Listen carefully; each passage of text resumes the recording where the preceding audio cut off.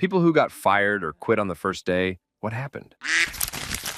I worked at Home Bargains and did my first shift on a Saturday. I was off on the Sunday originally, and they waited until 11 p.m. on the Saturday to call me and not ask me, but tell me to cover a Sunday. But the conversation went as followed. Hey, we've changed the rota, and you're working tomorrow 8 a.m. to 5 p.m. I was busy on the Sunday as I had family commitments since I assumed I was free being my day off. Oh, I can't work tomorrow, I have plans. Well, that will go down as an unauthorized absence if you don't turn up. All right, then I quit. What? I then hung up and never went back. Story 2.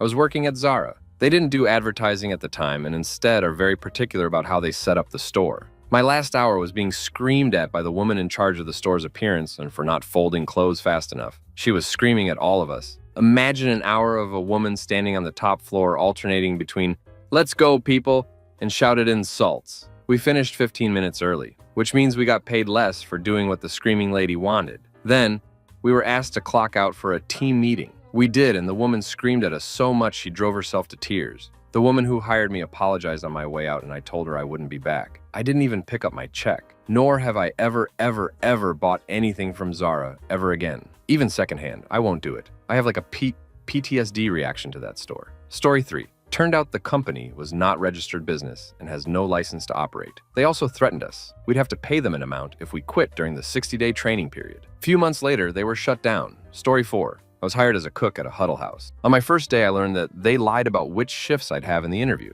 I'd be expected to basically run the restaurant alone on graveyard shift after only a week of training. And this place was violating health codes left and right. Story 5. I took a phone sales job once. It was cold calling people to sell tickets to a country western show to supposedly benefit the local police department. The foreman had me sit next to someone named Joe and said, "Now you watch Joe for a bit and see how he turns the no's into yeses." First call, Joe starts his speech and then slams down the phone and shouts, "Damn." Second call is pretty much the same, and he instead shouts, "Ducking Karen," while slamming down the phone. This goes on for about 3 more calls. And then the manager comes over and says, "Okay, so you see how it's done? Let's get you started." I made about 4 calls and then asked if I could take a smoke break, even though I didn't smoke, and left and never returned. Story 6. When I was around 14, I worked for Ben & ID Ice Cream, think Canadian good humor, for one day riding a bicycle cooler. You were paid a commission based on what you sold, but you had to pay for your dry ice. Long story short, you had to ride that thing all day in blazing heat to make virtually no money. This was in the mid-80s. I hope this is illegal now. Story 7. Second day. Sweating my ass off in the kitchen on a hot summer day. Asked for a glass of water, and the owner made me pay for it. Finished my shift and never went back. Story 8. Joanne's Fabrics. First day, an old lady slapped me for cutting her fabric too slow. I was like, "Peace, this isn't the job for me." I did not hit her in retaliation. I put the scissors down, walked to the manager's office, and told her I quit, and why. The manager understood and said something that equated to, "Sometimes it be like that." I didn't think to file charges. I honestly just wanted to get out of that situation as fast as possible. Story 9. Was 19 in the late 90s. Got a job at Miami Subs and showed up to work the first and heard the manager screaming at a couple of 16-year-old cashiers. Said nope, not for me. Told the girls they should quit too. Actually, ended up giving them a lift home. They lived close to my friend's house. Fast forward, and one of the girls and my friend are married with a couple kids and live in the same town. Small world. Story 10. I got hired for the local Taco Bell. On my first day, it was a busy Thursday night and everyone was stressed and yelling at each other. I was asked to come in at 3 but never told when I was supposed to leave, so I asked, because if I was going to be there for a long time, I also wanted a break. The person in charge wasn't even a manager, and they told me they didn't know what to tell me because they don't have a manager right now to make schedules. She mentioned they were open until 3 a.m. and asked me how long I would stay. I got really sketched out, so my next question was about how they were counting for my labor since I was new and wasn't in the computer yet, and there was no manager on site to input my labor manually. She had no idea what I was talking about. I never walked out of somewhere so fast in my life. Story 11. I worked at a daycare for one day. They put me in the 3-year-old room with 2 other staff members. The staff members were so mean to the kids. They yelled at one child for being late as if she had any control over that. They made another child cry by telling her she was going to be sent to the director's office for asking to use the bathroom during outside time. They also bragged to me multiple times about how the daycare didn't have cameras and never will. Then they both fell asleep at nap time. I never went back and told my sister-in-law to pull her baby from that place. This daycare closed a few years ago. Story 12. Got a job with a major hotel brand. Was supposed to handle their small lounge area, serve the occasional wine beer. During my training, the manager dude, mid-30s, was walking me through, showing me how stuff works. He was super friendly and joking a lot, but also a bit touchy-feely. Hand on shoulder, back pats, etc. Then, when we were alone in the kitchen, he reached out his hand and rubbed across my abdomen. I was wearing a light summer dress, super thin material. He basically touched right above where my panties were, straight up to my belly button and a bit above. I can't remember why. It was part of his joking around, but it made me so uncomfortable. I didn't say anything, just awkward laughed. He smiled and stared at me, and then kept up his jokey shtick. I did not return. I heard later he was in rehab for substances. Story 13. No one told the staff I would be there. The shift manager seemed annoyed that she would have to train me. It was a dog boarding daycare facility, and they were slammed. The manager left me alone in the play yard with about 15 dogs that I didn't know for morning potty break. She admitted they weren't supposed to take that many out at once, and not all of them were daycare dogs. I had one dog trying to scale the fence the whole time. A group of 3 dogs kept growling at each other, and one kept howling and starring everyone up at 5:30 a.m. When she wasn't back in 10 to 15 minutes, I corralled everyone back into the building, and another staff member helped me get everyone back in their kennels. I went to find the manager, and overheard her in the kitchen complaining to someone about getting stuck with me today. I ignored it, asked what to do next. After morning walks, she showed me where the daycare-only room was. Before and after daycare hours, dogs waiting for their owners would be put in kennels. The room had like 40 nice-sized kennels, but the floor was also lined with wire crates and dogs were just shoved in them. There were some kennels and crates with multiple dogs in them, and when I asked, she admitted that about all of them were fur siblings. They just didn't have enough kennels for everyone to get their own. I left on my lunch break, didn't tell anyone or call to let the supervisor know. I'd previously managed a daycare boarding facility for about 2 years, and it infuriated me to see the way this place handled people's pets. Story 14. Back in the early 90s, I needed a summer job, applied and got hired at Target. My first shift was something like 5 to 10, which got me the usual 15-minute break. No problem. Then I find out that we can't leave until everyone has cleaned their area of the store. When you finished your area, you had to help others. There were 2 people who were slow as crap, likely to get the extra few hours of pay, and we all ended up helping them. I didn't get out until almost 2 a.m. Of course, had I been scheduled 5-2, I would have gotten another break and a lunch. I didn't go back the next day. Story 15. Technically didn't quit the first day, but I was forgotten. Worked at a famous Dutch theme park and was scheduled for 1 day. Showed up that day, worked the whole day no problem, and had quite a bit of fun. Waited to be called in again, and 4 years later, I still haven't been called in once. I still have the uniform in the guidebook. Just realized this happened twice to me, actually. Also worked voluntarily at a ranch once. Was excited about it and asked if I could keep working there. Never heard from them again. I wasn't rejected, they wanted me to send them a mail so they could have my contact details. Story 16. Not a job, but a first-time interview. They disguised the job as just a normal sales position, but when I got to the interview, it was a group interview no one told me about, and there was basically about 15 of us young kids in there that basically had to fight for this job. Mind you, it turned out to be one of those door-to-door salesman jobs selling who knows what, but I left in the middle of the interview because I immediately knew it wasn't for me, and the receptionist at the front got out of her chair to stop me from leaving and said, "You're going to be throwing away your life if you leave, kid," to which I didn't reply, and I continued walking out. That company no longer exists to this day. Story 17. I was having a real tough time finding a job out of college in 2009 in a difficult economy and finally found an outside sales position selling copy machines and office equipment to small businesses. During the interview, the manager said it would be a salary position plus commission. But when I showed up for my first day, they said it was actually 100% commission and there was no salary. I sat down at my new desk and my name was spelled wrong on my nameplate. The training on my first day was riding along with my boss as he called on offices. He took me through a bikini barista drive-through stand for coffee and dropped a couple sleazy lines to the barista. Once the work started, he proceeded to get shut down immediately by the receptionist at every office we went in. The next day I told him I wouldn't be coming back in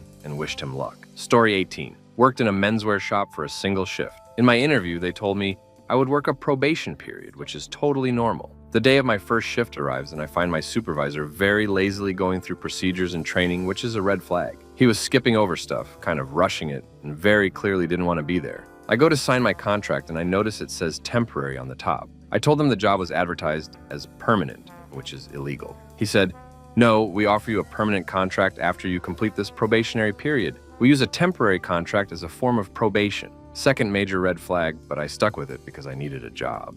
Finally, I get out onto the floor and I'm talking to staff. I find out that this company hires young students, sets them really high targets for their probation, and tells them if they hit them, they get to stay. Inevitably, 99 don't hit these targets and are let go after 2 to 3 months. I was being trained by someone whose job I was taking and it was her last day. It basically means they get the max amount of work out of you and fire you before you slow down, start asking questions. The lady training me said that they also do it to make workers compete with one another. There's no talking on the floor, and loads of employees have petty rivalries because they're all desperate to keep their jobs. I rang up the next day and told them I'm not coming in and they can duck off. Story 19. It was the second day on the job. Not the first, but close enough. I had left another job to go to this new company with the promise that I wouldn't have to stay late. I was told I would be working basically a 9 to 5, which I was perfectly happy with. That day I didn't get off until 10 p.m. I texted my boss as I got off and said they wouldn't be seeing me again. Story 20.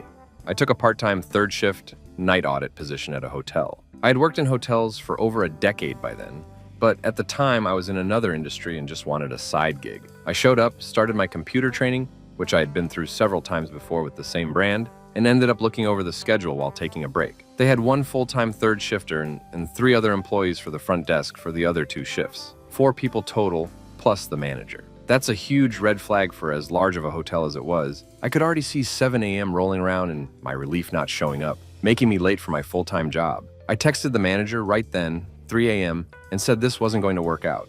Story 21. The attorney I was supposed to be working for didn't want to give me the employment paperwork and kept delaying. Finally, he asked me how I felt about being a 1099 employee. Instead, I was supposed to have a W-4 salary, full benefits, and he tried to sell me on why it would be better for me. He was a solo ATI, and I was going to be his para everything. This guy had no idea how the computer or printer worked, was using an old system, didn't know what to tell me as far as passwords went, and said I was smart and could figure it out. He had an intern who was in college working for him, and she was there the day I started, and she was trying to be polite, but during the day, she opened up a bit and told me she'd been working for him for 3 weeks and he still hadn't paid her anything and wouldn't have the convo when she tried. I asked her candidly if I should run and she said yes, leave and don't come back. I had another offer on the table that I had declined to take this job. So I did something super uncharacteristic of me and called the other job from the bathroom, asked if they'd filled it and begged for the job and told them I made a mistake. They re-extended the offer and I finished the day and never went back. She texted me the next day and said she also didn't go back and wasn't planning to. Story 22. Not exactly first day, but about 2 or 3 weeks into a job at an ATT store, do not recommend. It was getting towards closing time, and my manager asked me to take the trash out.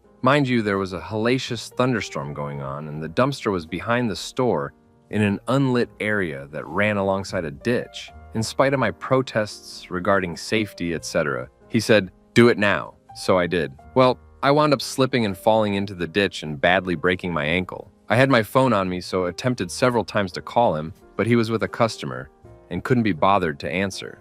I was able to drag myself into the store, soaking wet, muddy, and was promptly attended to by the customers. My manager started admonishing me for ruining his sale, and corporate called because they saw me on the sales floor and told me to get up because I wasn't representing the store appropriately. Thankfully, the customers happened to be HR directors for some large company and told me that my injury would be covered by workers' comp. I was too young and inexperienced to know this at the time. They left the store in disgust after they called me an ambulance. I stupidly returned to the store a few weeks later in a huge cast and intended to return to work. I was greeted with a write-up for not following safety instruction by the same manager who ordered me to take out the garbage in the first place. I told him to go duck himself, left, called an attorney, and wound up with a nice settlement. Damn ATT franchises. Story 23. It was a startup advertising agency. My first day I came in and they asked me where my laptop was. They had never told me to bring it, and I thought it was very odd they wanted me to work on a personal device. Luckily, I did have it on me due to my classes I was taking nearby. They didn't have me sign any employment paperwork, and my direct supervisor was nowhere to be found. Another employee seemed confused about what to do with me, so she had me go on the company website to review it and learn about some of the work they'd done. So I did that, expecting someone to come eventually and give me some actual training or direction. An hour or so goes by and no one did. I asked other employees who again just looked confused and said they didn't know. I waited for another 2 hours, and when lunchtime came, I just took my stuff and left. I never got paid for that day, but I didn't care. It was just so weird. Story 24. completely indoor doggy daycare in Texas. This was my first day/orientation full facility tour. Agreed on salary prior to hire, and they tried to backtrack and pay me less when I came in for orientation and paperwork. Manager got annoyed, but hesitantly agreed to it in writing. Ventilation in the daycare play area, with a wading pool the dogs were free to play in, was subpar. The cleaning techniques were minimal. For example, they let a dog with an eye infection into general population to play with the others. One was in a boarding suite, completely covered in poop, along with everything in his suite. When I asked if they wanted my help to clean said dog suite, I was nonchalantly told they would just wait until afternoon shift started, aka it's someone else's problem. I lasted maybe an hour. I was sent on my first 15-minute break before the morning rush started. Got in my car and drove home. Sent them an email stating why I wouldn't be back. HR and I had a very lengthy conversation a few days later. As far as I know, that place is still in business somehow. Story 25, story time. I was still on terminal leave and trying to figure out what to do with my life. My girlfriend set me up with this job for a contractor to test it out to see if that's something I wanted. The contractor had a larger crew, and we were renovating this old building for the country. So all day he's trying to one-up me. Like I asked for a team lift for this bench, and he's like, big strong army guy can't lift the bench. I guess I'll do it myself then. Like, I didn't say I couldn't lift it. I said it's big and bulky and guys who try to macho out get hurt eventually. Anyway, after lunch, contractor comes over and lets me know his 18-year-old son will be working with me. Actually, his son will be in charge because it looks good on college applications and job resumes and stuff. Whatever, I'm not that concerned about it. This is just a job. Meanwhile, contractor dad is going to go to the ER and try to get some pills because he ducked up his back somehow. So this little pipsqueak runs me around all day. He doesn't do a lick of work. He sits on whatever pile of whatever is laying around and issues orders. Whatever, the other guys steer clear. And I figure maybe this is something every new guy goes through. After an hour or so, it starts to get personal. He's making derogatory statements about me, about my mother, about my girlfriend, about my service. He's joking about dead soldiers. I've already decided that I'm gonna kick the ever-loving crap out of this as soon as he's stupid enough to be alone with me. I don't ask him to stop because he's old enough to know what he's saying, and explaining you're being a little crap won't have the same impact as breaking something of his. So, the pipsqueak says, "Hey dum-dum, get in the truck, we're gonna go feed my horses really quick." And I'm more than happy to oblige. To be clear, we don't live in an area where people have horses. You have to be rich to have a horse. Now it all makes sense. So, we get to the private stable. I look around, nobody is around on a weekday, no cameras that I can see. He gives me one final order. You, my little army Karen, pick up that bale of hay and follow me. Now, remember, I'd just gotten back from Iraq. I was super unhinged. Modern me knows that this is wrong, and I don't act like this anymore. I know it was wrong, and I wish I'd handled it like a civilized adult. So I slapped that kid. And I don't mean I slapped him like a girl slapping her boyfriend for saying something lewd. I slapped him like a man. I slapped him like a slap fighter. I slapped him so hard, it lifted him off his feet. And the first thing that touched the earth afterwards was his head. And then, as he's laying there, stunned, I beat the crap out of that kid. I never said a single word. Nothing. After it was done, I picked up the kid, put him in the truck, and drove back to the construction site. He bled and cried the whole way back. I parked the truck, left the keys in the ignition, and walked away. I went home and told my girlfriend that I was probably going to jail. Never heard from the construction company. Never heard from the police. Decided that construction probably wasn't for me. Story 26. I worked at a coffee shop and nobody knew about me. So on my first day, nobody was assigned to train me and nobody really wanted to. When I would ask a question, they would just say to read the ticket on the cup. And when I would mess up, they would berate me in front of the customers. It happened a few times, but one time I really remember was when I made a lady's coffee and one of the girls working said very loudly, "Wow, you really ducked that one up," and just handed it to the poor woman who definitely heard but didn't want to say anything, so she ended up paying for this coffee. I ducked up. I felt bad and overwhelmed, and as soon as it was time to leave, I booked it and never looked back. Story 27. I was washing dishes at a nice Chinese/Asian place in college. They used little dabs of bright red sweet and sour sauce on the walls of the kitchen to tack up notices. There were little filthy dark red smudges everywhere. But that was just kind of gross. Even though the owner was ethnically Korean, he had grown up in Kansas City. Most of the kitchen staff were ethnically and culturally Chinese, and most spoke little English. They just called me boy. So did the owner. The last straw of my one-shift tenure was when we were closing. One of the staff handed me a plastic bucket, which I had used earlier as a mop bucket, and he told me,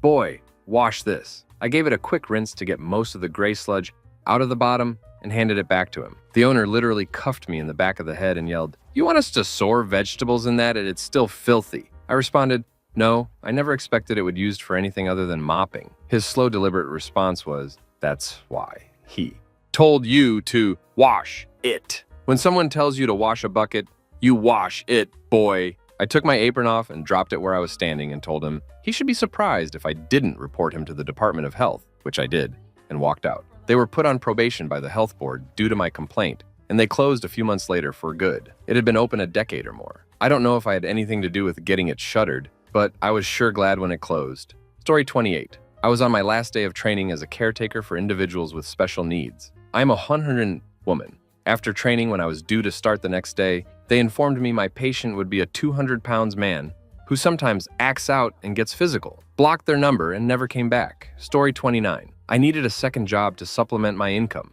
after a roommate moved out, leaving me high and dry on how I was going to make rent. One of my customers for my first job was the hiring manager of a call center. Said it wasn't sales, just helping people with their gas bill questions. Went, got hired, and had a 4-hour training before being put on calls. When I got to the actual call floor, it was a zoo. Half the employees looked like they were in another dimension. We couldn't go to the bathroom without requesting it from the line manager, and we were queued. People would go in the bathroom and be in there for more time than needed. Like, is everyone pooping? Go to the bathroom to do number 1, and it stank of burnt plastic. Quickly figured out that people were doing substances on the job. When the shift was over, I went to my car, and some new co-workers kept asking me for a ride. I obliged for 2 mid-40s ladies. They had me stop here, there, and everywhere. I decided that I was not going to be working in that environment and called to say I quit the next day. I was kind of insulted that my customer thought that was someplace adequate for me, making me do a lot of internal reflection. Story 30. You may think that I'm exaggerating, but Venezuela is the land where everything is possible, and not exactly for good things. A few years ago, I was hired to help run the account of a store that sold online through Mercado Libre, basically the same as eBay. I was excited because it was in a mall, so it would be a nice store. I figured, silly me, I had to go through the basement to get to a sort of warehouse that had been converted into something like a store. If you are claustrophobic, you couldn't work there. The owner wanted us to work non-stop, just a few minutes for lunch, and we had to do it in the same store. And there was no water to drink. We had to respond to the customer in less than 2 minutes after the message arrived. I wanted to leave that same day, but I needed the money because things are really difficult here. When I was about to leave, the owner told me not to forget to bring my own toilet paper because everyone uses their own, and he was not going to buy it. Story 31. Data entry. I was temping, and I had specifically said no data entry. The second assignment I got was all and only data entry. I'm dyslexic. Me doing data entry is bad for everyone. Story 32. Wife was working at a local chain coffee shop, the type with drive-up windows on each side. This one was a popular chain that had kind of gone corporate.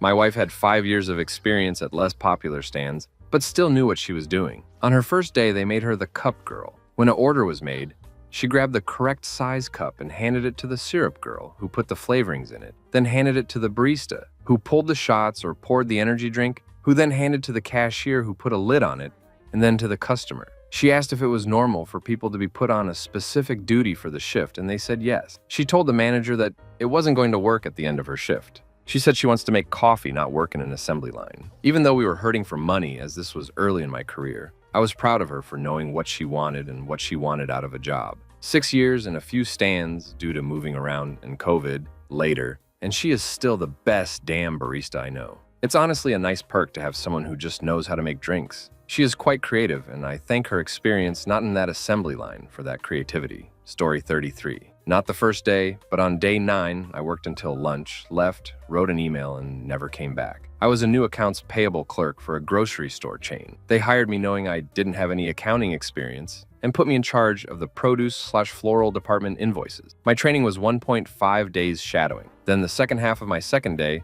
they were like, okay, let me know if you have any questions. You should have it by now. My day-to-day was taking invoices, reconciling them with what we had on our inventory system, and then either approving or adjusting the payment depending on that reconciliation. First few days were all right, then Memorial Day was on the following Monday, so we had to crunch on Friday to do all the invoices that were due Monday. Okay, no big deal. Then got Monday off, came back Tuesday, and the invoices didn't stop. Caught up what I could, asked my manager for some help, and she took a stack of my invoices and worked them up to get me back on track. Wednesday, I think, I had 2 invoices for $10,000 worth of watermelons each. We had no record of these melons in our inventory, and so I take it to my manager and say, hey, what's up with these? And she says, oh, leave those here, I'll make some calls. So I do that. She comes back a little while later and brings me the invoice back and says, I can't find them anywhere, but we probably got them. Go ahead and pay them. So I mark them to be paid and go on with my day, but then it starts eating away at me. I'm thinking that this company will happily just pay $20,000 for something that they probably got. But that's what I stand to make in like 8 months. They could definitely pay me more. So I'm mulling this over in my head as I'm working up invoices, and then I start thinking, I can't see myself doing this for the rest of my life. And time is the only thing we've really got. So if I can't see myself doing this for the rest of my life, why would I want to do this for the rest of the day? So around 10:30, I decide that I'm leaving at lunch and not coming back. I walk down to the coffee shop where my now wife is working and happen to run into a mutual friend who is running a restaurant. And he says, if you ever wasn't a job, I've got room in the kitchen for you. So I was like, funny you mentioned that. Can I start Monday? And I did. And I was instantly much happier and making the same pay. And now my wife and I are part owners of that coffee shop. Story 34. I got hired at a dog hotel as a customer service rep. And during the interview process, they didn't fully cover everything you would be doing, nor did I get a full tour of the facility. On my first day, we started training and it sounded all good until they said that my job wasn't dealing with customers at all. My job was to watch the dogs for 8 hours a day and basically be a professional cock block to make sure the dogs weren't humping each other till their owners came and got them. My job also consisted of picking up their crap by hand, with gloves, of course. At the end of my first day, I told my boss that this is not the job for me, and informed them that if they would have disclosed the actual responsibilities of my position, I wouldn't have wasted their time with the interview or training. Story 35. Mid-80s. I picked up a job selling car service subscriptions door-to-door for a well-known tire company in San Diego. For a nominal fee, you could purchase a laminated card with services like oil change and tire rotation or transmission service, all available for a low, single price. They would use a hole punch to delete each service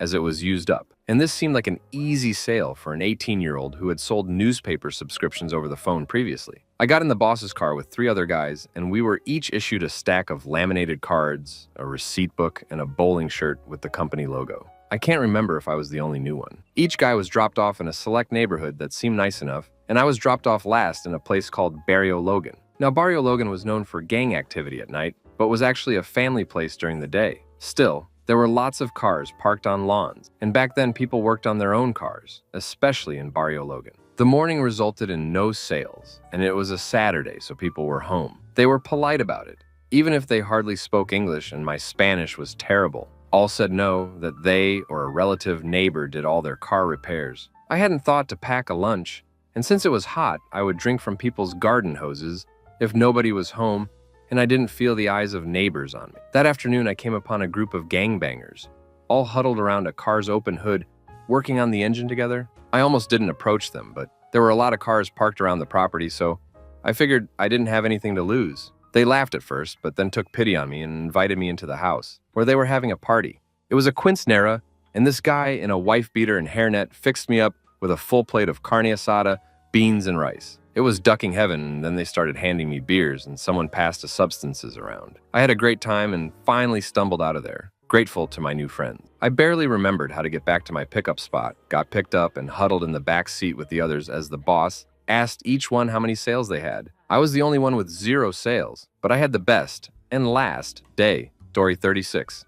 Like 20 years ago, I applied for a position at etc. First day, the manager runs me quickly through morning duties, then hands me the keys to the safe, the front doors, etc., and just leaves. He was meeting a girl for a lunch date.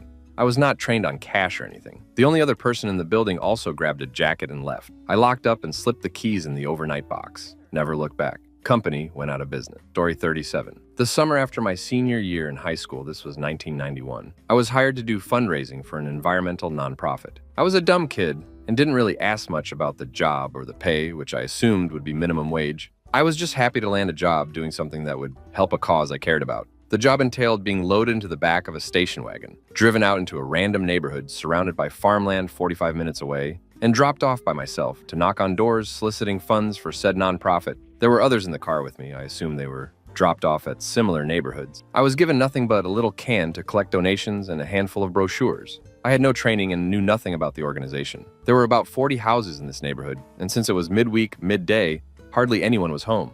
One old man invited me in and peppered me with questions about the organization that I couldn't answer. As dangerous as it was to go with him, I was just grateful to be out of the heat and off my feet for a while. 6 hours later, I was picked up, and in all, I had about $4 in donation. I was told my pay was 25% of that, or $1. Needless to say, I was one and done. Story 38. Got hired to work an Amazon Prime warehouse type thing when I first moved to Seattle and was looking for a part-time holiday gig. This was early days, so this warehouse concept I think was for fresh food or an Instacart type thing or some such. Not the current warehouses that beat you down with long hours and no breaks. Anywho, it was so new that, one, we were instantly hired, and two, they had us go to HQ of all places for the orientation. Security was confused as to why we were all there, and after 30 minutes, the manager finally shows up and walks us to another corporate building further down SLU, about a 10-minute walk. After 20 minutes of security check-in and escort, we get to a conference room, which I'd imagine the manager booked last minute, because years later, I discover it was a building sales worked out of. The manager goes over company principles like the mission statement and has us write our preferred shift down on college-ruled paper. No actual discussions of the job, safety procedures, etc. Then they ghosted us until a month later, the night before Turkey Day, asking us to come in and work. I know it was us and not just me because the manager emailed us all in a group email. So with no training and no heads up, they wanted us to work a warehouse gig on what I'd imagine would be one of the busiest days of the year. Most people just replied all to the email saying no thanks. Story 39 was sorting at a recycling center. They had no dust masks and I could not breathe. I left to go to the hospital when they would not call for medical help. Never came back. Story 40. I got a job at a call center, which I thought was 411. When they had us answer the phone, we had to say, hello, this is 411 Directory Assistance. Turned out the direct assistance part was included in their company name and had nothing to do with the 411 we all know. Got gaslighted into working for a literal scam. Story 41. After some years working in 5-star hotels, I got it in my head that I wanted to work somewhere where I myself would like to be a guest. I somehow thought the atmosphere would be so much nicer and friendlier. After so much time, I thought I had a stomach of steel and that nothing would face me. I found a job in a super cute tiny little bistro. They served lunch and you could buy artisan cheese, handmade pasta and stuff. Everything was nice until I had to go in the storage room for something. Let me just say it was the most disgusting experience of my life. I took my stuff and said bye. Story 42. I worked for this small lawn care outfit in Baton Rouge, so you know it was hot as hell. The first thing the guy did was drove to the store, left me in the truck, with the truck running to go inside and get snacks. I thought to myself, this place can't be all that well organized. So then we went to go cut yards, and we cut this gigantic apartment complex. They said they would pay me per yard, and they counted the apartment complex as 1 yard. So for a 12-hour day, I made 30 and I never went back. Story 43. Not first day, but it's a doozy. Went to an interview for a sales job. 2 managers and the owners were total addict. Couldn't see it at the time as I was only 17. It was a door-to-door sales job selling home alarm systems. Company was called Home Electronics. Job was solely commission-based. Had to drive 100s of km. Owner 1 gave me this old beat-up Ford to use as a company car, which I thought was great, even though they said, had to fork out the petrol costs out of my never-to-be-seen paycheck. Our job was to get customers to sign forms saying they would agree to the alarm system being installed. We were told that we would get paid $100 per form signed. First week, I took 11 signed forms to the boss. Second week, 13. Expected to be paid $2,400 for 2 weeks, but got told that I would be paid monthly, which wasn't what we were told in the interview. Fourth week comes round. I have over 40 signed contracts that I delivered. I got back to the owner's office to find that it's completely empty. Printers, chairs, desks, computers, all gone. So I'm standing there with the keys to this beat-up Ford with 2 other salespeople with me, not knowing WTF was going on. I called the police as I didn't know what was going on or what to do with the car. The police came down and informed me the car had been reported stolen about 3 months ago in a different state. Turns out these 2 fiend owners were running a scam, getting credit card details from the signed forms and using them in CC fraud scams. No alarm systems were ever installed. Story 44. I have done this 3 times with no regrets. First time was with Bed Bath & Beyond. Showed up for orientation. They sent us onto the floor to help customers in a store we knew nothing about and told us we weren't allowed to say, I don't know, or I'm new here. Then they told me to go to my home store location. Training was at a separate location. So I drove across town to the other location, who then asks why I'm there and tells me to drive back to the training location. I figured none of them could tell me where I'm supposed to be, but it definitely wasn't there, so I just went home and stared, job searching again. Second time was with Texas Roadhouse. I was supposed to train to be a host, but I had previously worked at Red Lobster as a host and didn't need the training, so they sent me to the back to cook and got mad when I asked about getting paid cook wages, paid more than a host, for my services that day. Told me if I was going to be that difficult, I didn't deserve to work there. I said right on and left them with no host. Third time was for a liquor barn. They put me on register within the first 5 minutes of me working there. Wasn't too bad until a drunk man came through my line asking for my number. I politely told him no several times, with him getting madder with each rejection. He said it was because he was black. I told him no, it's because you're an a-hole. I got pulled off the register real quick and told I can't talk to customers like that. I asked what I should have done differently, and the manager said I should have just given him my number and blocked him later. I just walked out after that. Story 45. Started bartending at a country club during a break from college. Not my first bartending gig. I'm minding my business, getting the regulars' drink preferences down when the waitress in the dining room starts yelling at me. She proceeded to yell at me on and off my entire shift. Not about her table's drinks, just about everything I was doing, like a mean boss. A customer ended up telling her off, complaining to management and leaving, as he said he just wanted a quiet beer after a long day, not listen to me get berated. After my shift, management told me they planned to make her a manager soon, so we needed to work it out. I quit on the spot and walked out. Story 46. Kmart. Back in the late 90s, I showed up to my first day and they had no idea who I was or why I was asking for my assignment, or someone to shadow, or anything that a normal first day person would have done, having never done it before. Turns out they forgot to schedule me. Then when I didn't show up to the store after the computer training because my schedule was blank, they did my separation because I guess I was a no-call, no-show to a no-shift. They told me to go back to the office so I could get rehired, but I declined. I didn't want to work somewhere so disorganized. Story 47. I joined a small firm as a software programmer and quit on day 4. My mother came down with a bad case of food poisoning and was admitted to a hospital. I kept her company all night in the hospital, and the next morning called the company HR guy to ask if I could take a day off since my mother was still in the hospital. He screamed at me over the phone and threatened to fire me, so I told him to duck off and hung up. Story 48. It was a company that worked in curriculum development. They said I would have 2 weeks of training at a training wage. First day, I had my first training session. It was me talking with another employee on Skype for 20 minutes. She made sure I had access to the Dropbox and then let me loose. I was like, aren't you supposed to train me? She told me, nope, that's what I was given. Try to write worksheets that match these subjects.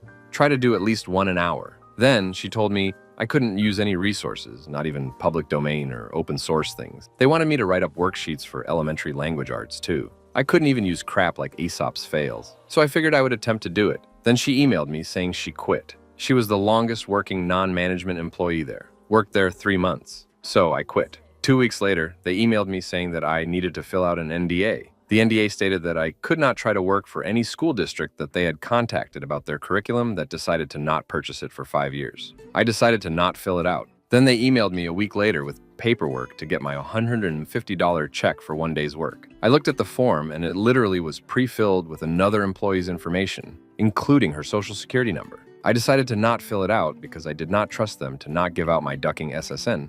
So I worked a day for free, but at least I didn't have them leak my information to a potential employee. Last I checked, they pivoted from education to business solution. Story 49. It was a split shift, 2-hour lunch, 2-hour break, then 4-hour dinner service. The entire lunch shifts, the owner sat at a corner table and would yell demands, go fill water, etc. I was already planning to do it. Then he told me, after shift started, that the tips are pooled with all staff, including him. So I never showed up for the dinner service. Story 50. I got a job waiting tables at a small pizzeria. I got every single order wrong. Everyone was mad at me. I quit and never worked in a restaurant again. To be honest, it was probably a good thing because I could never cut it as a server. I was a cocktail waitress once, and even that was a disaster. I have short-term memory issues. Even if I'm writing it down, I can screw it up between me hearing it and writing it. Story 51. I interviewed for and was hired for a 40-hour position. At the end of the first day, in which I learned the owner didn't allow anything on your desk except the paper you're working on and a single pen. If you needed the computer, there was one in the office and you had to wait for your turn to use it. There was one stapler, one jar of a dozen paper clips, and more than that wasn't permitted, etc. In other words, the owner was a control freak who hated clutter. Anyway, I made it through the first day only to find out that I was only being given up to 11 hours a week. I made a fuss over that because I specifically asked about hours when I was offered the job, and I had turned down a 32-hour-a-week job for this one. The office manager made a fuss and said she never promised that, etc. So between that lie and weirdo owner, I quit on the first day. Story 52. Worked as a student at a call center that had 2 departments. One was for general surveys. Who would you vote for if Sunday were elections? Peppered with some indie dual market research questions, generally for respected institutes. Pretty nice gig for a student, especially because you could get a nice look into how surveys were conducted. Statistics are important. I was good at it and got commendations now and then. The other department was pure market research that surveyed the stupidest crap you could imagine. Like, did you notice that the brand butter changed the shade of green on their packaging in Aldi? You got the feeling that at some point the survey just answered no to get to the end of the call, pretty much invalidating all answers that came after a certain point. Your work literally had no worth anymore, but you still had to ask the question. This was some ducked-up Stockholm Syndrome situation where you wished that the surveyed would just say the magic words, "I'm hanging up, don't call again," but they didn't. You started to hear the desperation in their voices. And if they just hung up, you had to call them back, because it is assumed that the line was disconnected accidentally. It didn't help that the tech we used at this department was clunky and complicated in stark contrast to the other department. After my first shift at that department, I told the line manager, "Don't ever assign me to this department again, or I'll quit on the spot." Next scheduled shift, I walked in, looked at the assignment board, asked them, "Are you serious?" They were. I was too. Duck U icon added value. The lives of your managers and owners are worthless because your product is worthless. Story 53. My wife got a job selling art. She was supposed to show up Monday morning at 9. She did, and noticed that everyone in the office was drinking beer at 9 on a Monday. She then found out that she was going to be cold walking into offices to see if they wanted to buy their crafty paintings, which were actually prints. She walked out after an hour. Story 54. Took a job in a care home for adults with disabilities. I had extensive experience as a nanny, working with youth and adults on the spectrum with behavioral issues in the deaf and hard of hearing community, and was motivated to take the job after an extended volunteer stint at a similar care community that promoted a ton of independence, community building joy amidst their residents, meals together, volunteering, and jobs out in the community, lots of family-type activities. However, my first 10-hour shift at this place basically included watching the men on their iPad for hours at a time, facilitating a house meeting where none of the residents' input was actually acknowledged, accompanying a blasé chain-smoking superior in a minivan to a local concert on the green that completely overstimulated the residents, with no training on how to assist them, get them back into the van, physically bring them back from a meltdown, and every person in the house ate independently. I was not told I needed to bring my own food. The last straw was when I was told I would need to watch one of the residents in the shower to make sure he didn't eat his own poop, but that I could do that tomorrow since it was my first day. At the end of the day, I couldn't get behind what I felt was problematic treatment of the residents/complete lack of care from the workers. But 14-hour was definitely not enough to be on poop-eating watch. Duck the American medical system. Story 55. When I was a teenager and needed some spending money, I saw an ad for a warehouse that needed boxes moved. It was minimum wage, but I could work for a few days and get some real cash in my jeans pocket. Well, they wanted me to haul fiberglass insulation around. I waited until the guy finished giving instructions on how to do the job, and as soon as he was out the door, I wasn't far behind. I had done construction work a couple summers before and had to staple that crap up between 2x4s. You couldn't pay me enough to work with that stuff again, and they were going to trick me for minimum? Story 56. Tech job at BlackRock. The job expectations for being on call were completely misrepresented during the interview process. I was told 1 weekend a month for on call. Arrived on the first day, and it was 1 weekend a month of actually working, not just on call, plus on call 2 other weekends. Told my supervisor this wasn't what I signed up for, and I wouldn't be back for day 2. Story 57. Right after high school and before college, there was a Lone Star Steakhouse opening up in my town, so I applied for and received a part-time dishwashing gig. Everyone had to attend this mandatory training seminar, so I showed up on the scheduled day and time thinking, why do I have to sit through this to wash dishes? After a few hours, they told everyone to stand up because we had to learn some stupid line dance. I raised my hand and said, I'm just here to wash dishes. They said everyone had to learn it because they would even drag the kitchen staff out at times to participate. Nope, I got up and left. Only time I ever went back was to get my check for the 3 hours I actually sat through. Story 58. When I was younger, I applied to work at a tanning salon. Got hired and went in for training the next day. You'd think it's relatively easy, but the software these tanning salons run is beyond out of date, always crashing, and there's so much to memorize. I literally was only there for a few hours and then was told I could go home. She then proceeded to tell me I would be working by myself starting the next day. Yeah, I don't think so. I never went back. These places rush to get you working, then berate you for not understanding or knowing everything due to the lack of training on their end and lose their employees. Rinse and repeat. Not only that, but I will never understand how tanning salons that are open until late at night are allowed to let young girls work alone. It is so incredibly dangerous. The people that walk through that door, yeah, no thank you. Story 59. Full-time student looking for a job in the area before Uni starts. Local Londis, near campus, has a job open for 8 hours a week. This was perfect for some beer money. I do a quick trial shift and offered the job, but they ask if I can actually do mile hours, my pick ID, either 8+4 or 4+4 plus 4-hour shifts. I say I don't really mind if there is flexibility around exam times. First day I check rota, I am down for 36 hours week 1 and week 2 24. I ask my boss what's up. He says that will just be how it is until they get more staff. I say I can't, he doesn't care. I never go back. Story 60. Not my first day, but my first event. I got hired as a bartender for a wedding venue and was asked to help set things up for a big wedding event. I was told that the senior server was 100% responsible for the wedding party, and any and all questions from the direct wedding party should go to her. While we were setting up, the bride and groom arrived early to discuss some things with our event planner. While they were waiting, the bride asked if she could have some sparkling water, because it was hot outside and she way dying in her wedding dress. She had asked too, other people, but nobody had brought anything to drink. I stopped what I was doing, went to the back, and rummaged around until I found the Perrier. I came back with a large glass of ice, the sparkling water, and a couple lemon and lime wedges. I almost immediately got dragged into the back by the manager and got my ass ripped, because that wasn't the correct glass or the correct ice for sampling water. The fruit wedges were for alcoholic drinks, and I should have used slices, and I had no business overstepping my bounds on my first day. I promptly shook his hand, thanked him for the opportunity, and walked out. There's no way I was going to be berated for giving the bride a glass of soda water while she's purple in the face from heat exhaustion. Crap, I would turn the hose on her if she asked me to. Story 61. I was young, answered an ad in the paper to work at a toy store. Toy store was the bottom half of a home. The owner and her adult son lived upstairs. I was put in an attic room with an older woman who was the accountant. This place specialized in dolls, collectible dolls with unblinking stares and unchanging expressions from floor to ceiling. I was to answer the phone and deal with customers who wanted low serial numbers on whatever doll they were going for. I excused myself and used the bathroom and got a glass of water. When I got back to my desk, the accountant was very upset that I just helped myself to the owner's quarters.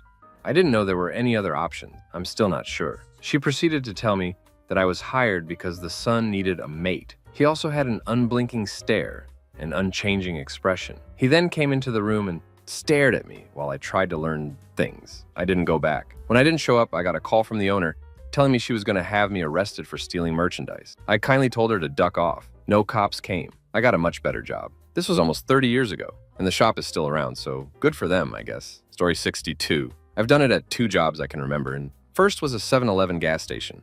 I had worked at one in another state in the south of the U.S. years before, when I was hired at one up north a few years after moving. I show up for my first day of work on the night shift, which would be my main shift to be told I would be working the whole night alone. My first day, they wanted me to run the store alone because you should be able to handle it. You've done this before. I didn't even know how to ring PPL up because their POS system was very different, let alone how to check in the orders. I went home at the end of the shift and never went back. The second was at a funeral home. During the interview, they told me it was a sales job, but I wouldn't be making cold calls just selling plots to PPL who contact us about needing them. Well, I get there on my first day of training, and they go over how I'm not only going to be cold calling, but going to people's houses unannounced and bothering them to try to get them to buy the plots. It was a hell no for me. I left on my lunch break and went home without saying anything. Story 63. It was a Starbucks job in a grocery store. The process was tedious. I never signed so much paperwork before, but I took my time. After all that, I was told that every 15 minutes, I need to check the coffee, the cups, the coffee bags, etc. After stocking, there's absolutely nothing to do because we don't have customers. So I was chatting with the employee for advice and if she needed anything. Got nowhere. She didn't know why she was there. So I spoke to the manager and she said, "Stock again? How? I can't fit more cups in the cupboard." So I tried to volunteer cleaning. No cleaning supplies or instruction on site. Figures since the floors are ducking filthy of coffee grounds. Okay, let's learn to make drinks, right? I'm not allowed. It's not my job to worry about drinks. After my break, the manager called me for scheduling. She was so unhelpful. I wanted part-time, free on certain days and hours, because I was taking care of my mother at the time. Manager told me I cannot do that, and put me on for 7 a.m. the very next day. This stated that when I'm done helping my mom, I can work immediately after whenever. After that crap show, I called my boyfriend and cried, and because there's nothing to do, no communication or cooperation. So he picked me up, I got drunk, and phoned in to quit. Never work for a place that refuses to see you as a human being. Story 64. Bananas Sporting Goods. I was trained for 10 mins, then released to the hounds. I was working in the back, doing shipping, then a delivery came. I answered, took the delivery, then a manager and GM chastised me and lectured and wrote me up saying, I cannot accept deliveries. I tried to explain no one told me I couldn't accept deliveries, and the delivery person was ringing the doorbell for over 5 minutes. They didn't care. Then afterwards, they had me help out on the sales floor and do register, which I wasn't trained on. Then that was horrendous. 30 minutes later, the GM yelled at me, wondering why I wasn't trained, nor am I not experienced at a register. She then proceeded to have me clean the restroom and obtain a clothes rack that was hanging from the roof. I used a 12-foot ladder to get the clothes rack, and I fell off the ladder since no one was able to help me. Then, as I was filling up the mop bucket, I realized that this wasn't my main source of income. I had another job, and I only wanted to work there to be in a sports business and contribute to other sports with my knowledge. At that point, I walked out. The worst job experience I ever had, and this is coming from doing waste management, construction, home and hotel renovation, maintenance, roofing, and tire shop. Story 65. Not the first day, but years ago I got a job as a kindergarten English teacher. It was my first time working with that age group, 3 to 4, and normally in kindergartens, in my country at least, not us, there are branch teachers. And in every classroom, there is a caregiver responsible with taking care of children, taking them to the bathroom, changing clothes when they have accidents, etc. On my first day, I noticed that there was only one caregiver in the entire school, and teachers were also responsible for taking care of kids. So I basically found myself as a nanny who speaks English with kids. I was definitely not comfortable with it, and I felt it was so wrong for a complete stranger to invade kids' personal space like that. So on day 3, after a terrible day, I went to the headmaster's office, told her that I'm not capable of doing the job and I wanted to quit. She tried convincing me the entire week. I sweet-talked my way out of that, and at the end of the week, I gave my resignation and get the F out of there. Story 66. Went to HR to sign the contract, notified that the hourly wage and benefit were different that we had talked about, asked why, and then she told me that I must have misunderstood the offer when I had my interview. So I got up, said thank you for wasting my time, and walked out. I later received a letter in the mail banning from the property for 6 months. It was at a hotel, and the position was for maintenance manager. Story 67. This was a long time ago, but was hired at Dillard's to sell men's suits when I was like 19. And when I showed up on my first day, I was told I'm actually going to be in women's shoes. The manager that day was still hammered from the night before. The guy who was supposed to help train me just talked about how his brother was going to be the next Eminem, and the only training I received was how to look up women's skirts when helping them try on shoes. Then was left alone while everyone went to lunch with zero training, how to ring people up or find shoes in the back. I just walked out and ignored all the calls from the head manager who just left threatening voicemails. Story 68. Cracker Barrel. Wasn't technically my first day, as I had spent 2 days watching training videos in the break room. But my first day shadowing, some old geezer yelled at the waitress I was with for not having enough dressing. Waitress asked me if I can go grab more and let the manager know about the angry customer. I do so as the manager was slicing lemon. He reacts angrily and throws the lemon. Waitress ends up almost in tears. Once my shift ended, I left and made a beeline to my previous employer to that job back. They were glad to oblige. I never applied for food service ever again. Story 69. I was working for Clemson University as a student and got selected to join their fundraising team. It sounded like a chill enough job. Call up alumni and ask them if they will donate to the school, work 2-3 days a week, and make $15, which for 2006, Clemson was great money. Cue the first day. It's a small, closet-sized room. There are people literally walking around behind you and peering over your shoulder to make sure you are dialing nonstop, and scolding you if you don't. Turns out you're also cold calling alumni, many of whom, 1, didn't graduate, complete their degrees, 2, had children/grandchildren who had applied and been turned down by Clemson, and 3, were in negative financial standing with the school, had their degrees withheld due to outstanding debts. Fastest I have ever quit a job. I went on break and didn't come back. I think I worked a total of 3 hours before I just noped the duck out of there. Story 70. I need to vent this one. Years ago, applied to Walmart. Get a call to come in for an interview. So I put on a decent outfit, suit minus the jacket, and went in. It was less of an interview and more of a first day orientation. They explained how the company works using a literal pyramid as a visual piece, made me a name tag, and told me to get out and start hauling in carts. Remember, I'm wearing half a suit, and it's the middle of summer, creeping up on triple digits. All they give me is a high-vis vest and a radio, and I'm essentially turned loose for a couple hours. I come back for a drink, and they tell me their cooler is broken and has been for years. If I want water, I have to buy it, but I'm not allowed to make purchases on the clock. Hours later, I offhand mentioned to my trainer that I'm going to college in the fall. She stops me, tells me their hours are non-negotiable. I ask what she means by that, and she just keeps repeating, their hours are non-negotiable, they will not work around me, and I can either go to college or work there. So at least I have a degree now. Story 71. I was interviewed and hired as night staff for a local hotel/conference center in my town. I show up for training and I'm told to meet the general manager of the hotel on X floor in X room because he wanted to show me something. So me being 19 and filled with optimism just went there, knocked on the door, and he told me to come in. It was just the two of us, and I asked him what he'd want to show me in the room. Was it damaged, etc.? I have a notebook and pen and was ready to take notes. The general manager dropped his pants and whipped his junk out, told me he'd been imagining my mouth all day, and if I wanted to keep this job. I stared at him long enough without saying anything that he got uncomfortable and asked what was wrong with me. I replied, "What's wrong with you?" Then I got up, walked out, told the male employee in the hallway that the GM had just attempted to coerce me into an act for my belongings, and I left. This happened in 1999 at a Ramada Conference Center. I never attended any events there and rejoiced when they finally closed down. Creep. Story 72 was a dishwasher in a busy kitchen. Dead of summer, extremely hot. The only break I got was when the sous chef took me to the river behind the restaurant to swim and cool off. That was cool, except immediately after I was told to clean out the walk-in, I went from sweating my ass off to freezing my ass off. None of the promises made by the chef were made evident in my first shift. I was given no food to eat at the break life they said I would have.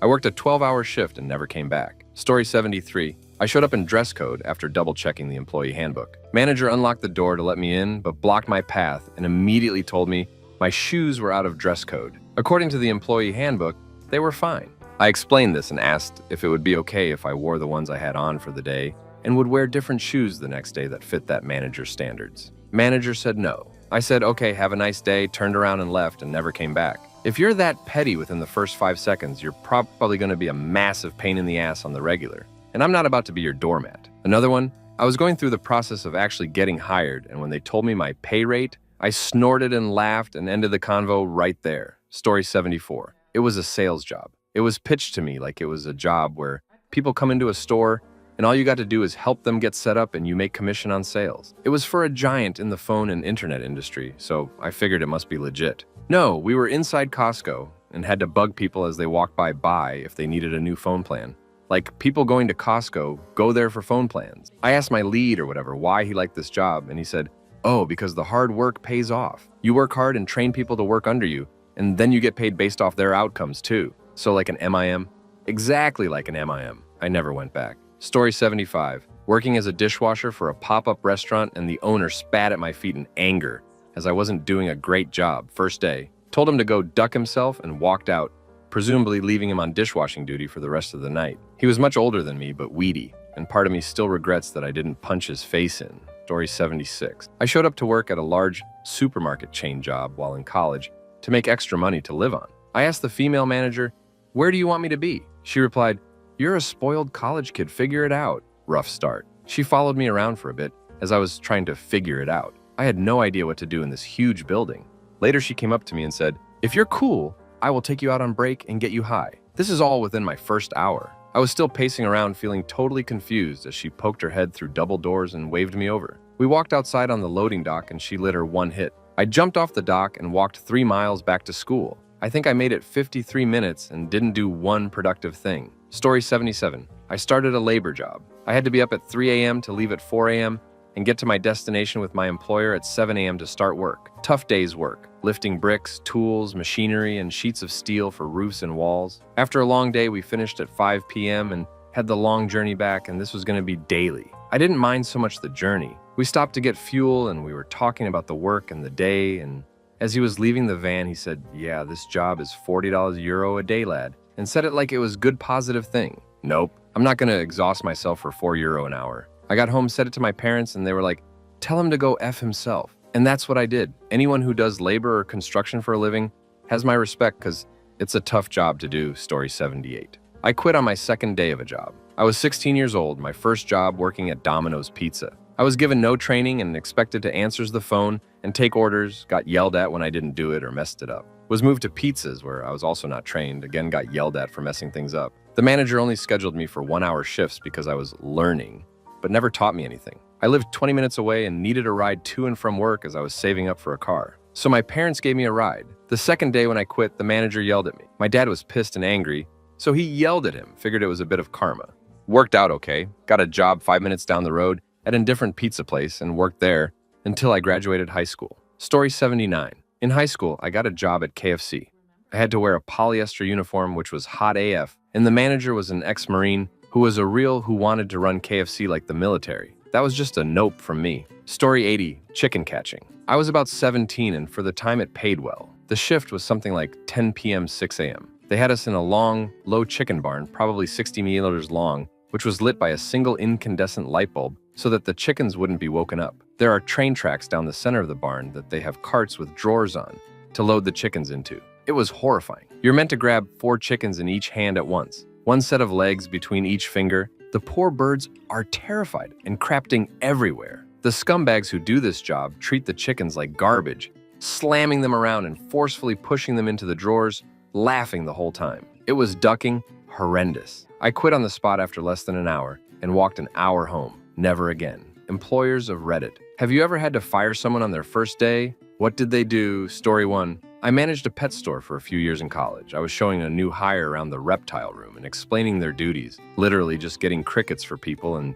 selling products. I make it clear that I don't want them poking around in the cages yet, and I'd be assisting them if somebody wants to see or purchase an animal. Finally, I point out a specific cage and say, don't open that for any reason, explaining that the animal was expensive, it would escape, and they're nearly impossible to catch. A couple hours later, I noticed the $250 day gecko zipping up a wall. We never caught it, though it did make occasional appearances for several months. Thanks for the gold. I'm glad people can get a laugh out of this. The store owner gave me a lot of say in who was hired, and they immediately made a fool out of me. I was quite upset, but it's pretty funny looking back. Story 2.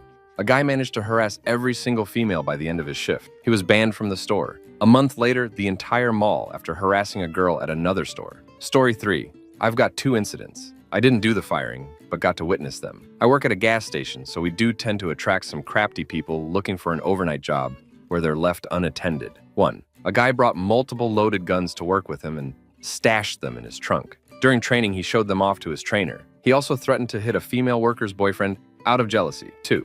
Dude's first night. He accepted substances from a dealer and ended up having a nightmare trip. Police and hospital had to be called. Dude got arrested and fired. Story 4. They fired themselves. I was hiring my replacement at a training facility for a heavy equipment manufacturer. We asked for someone with computer skills, highly organized, and that could work by themselves. The contract company sent a materials handler who had only ever worked in warehouses. I spent the entire day walking her through the systems we used, the digitized training manual, the UPS, FedEx shipping systems, everything. At the end of the day, she said something about how she felt really uncomfortable about working solo. So I offered to come in on Saturday and spend that entire day walking through it too. Saturday morning comes, 8 a.m. rolls by, and still no employee. Finally, at about 8:45 a.m., I called their house to see what time they'd be in. The outgoing message on the answering machine was, "Hi, this is, and I'm not at home right now. Leave a message. If this is Buzzdome, I won't be coming in today or taking that job. It was just too much. I'm so sorry." She changed the outgoing message on her machine, knowing I'd call it, but also knowing that everyone who called would get that message. Story 5. Where the hell have you been? Why didn't you answer your radio? You're an hour and a half overdue, and you've boned our entire delivery schedule. Oh yeah, I was going through town, and there was an all-you-can-eat Chinese buffet for $3.95. I couldn't pass up a deal like that. I turned my radio off while I was eating. Get out now. Story 6. Hired a high school kid for the summer to do deliveries for us. It was his first day. We are a small appliance business, and he was helping deliver a refrigerator. He helped the customer put their stuff in the new one and proceeded to steal a can of beer. They didn't know, but when him and my other guy got in the truck, he asked my other driver if he wanted a sip. Yeah, I know. My other guy told me everything when they got back. Of course, I had to fire him. Did I mention it was only like 10 in the morning? Yeah. Story 7. Fired a guy for smoking in his office and walking around the floor with a packed bowl. When I fired him, he started yelling medical discrimination. Then he posted to Yelp we medically discriminated against him. Tried to explain that medical MJ doesn't protect you from getting high as duck in your office and walking around with it out. Duck, I'm a medical substances user, so I don't care if someone else uses it. Just don't be a ducking idiot with it. This was in a tech marketing company. Story 8. She was a bartender and rather attractive. She'd had a bit of a substance abuse problem, but I was trying to give her a chance to start over. On her first day working, she was trying to pressure male patrons into buying her shots. It's one thing if they offer, but damn. For the record, she was a service industry person and had worked the circuit same as me.